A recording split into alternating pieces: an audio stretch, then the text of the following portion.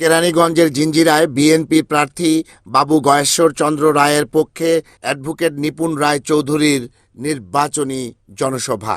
শনিবার রাতে কেরানীগঞ্জ থানার জিঞ্জিরা ইউনিয়নের ৬ নং ওয়ার্ড নজরগঞ্জে আসন্ন জাতীয় সংসদ নির্বাচনে ঢাকা ৩ আসনে বিএনপি মনোনীত প্রার্থী বিএনপি জাতীয় স্থায়ী কমিটির অন্যতম সদস্য ও সাবেক মন্ত্রী বাবু গয়েশ্বর চন্দ্র রায়ের ধানের শীষ প্রতীকের পক্ষে নির্বাচনী জনসভায় ইফতেখার আহমেদ বুলেটের সার্বিক তত্ত্বাবধানে প্রধান অতিথি হিসেবে উপস্থিত ছিলেন ঢাকা জেলা বিএনপির সাধারণ সম্পাদক ও বিএনপির নির্বাহী কমিটির সদস্য অ্যাডভোকেট নিপুণ রায় চৌধুরী।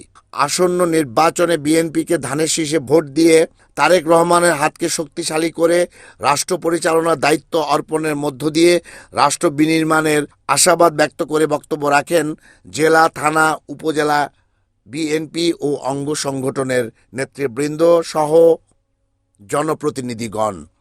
গুরুত্বপূর্ণ বক্তব্য রাখেন প্রধান অতিথি অ্যাডভোকেট নিপুণ রায় চৌধুরী।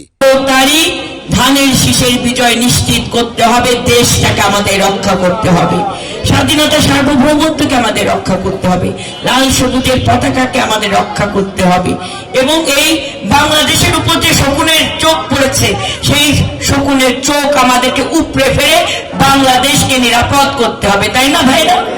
তাই জিয়া পরিবারের হাতে বাংলাদেশ নিরাপদ।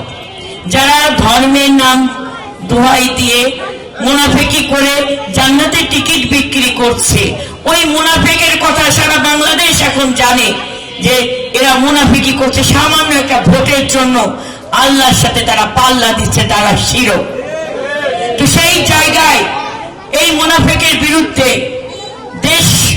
দেশের সপক্ষের শক্তি, স্বাধীনতার সপক্ষের শক্তি, বাংলাদেশের সকল শক্তি আমরা ঐক্যবদ্ধ হয়ে আমরা ধানের শীষের বিজয় নিশ্চিত করে ইনশাআল্লাহ এখান থেকে বাবু গয়েশ্বর চন্দ্র রায়কে আমরা সংসদে পাঠাতে পারব।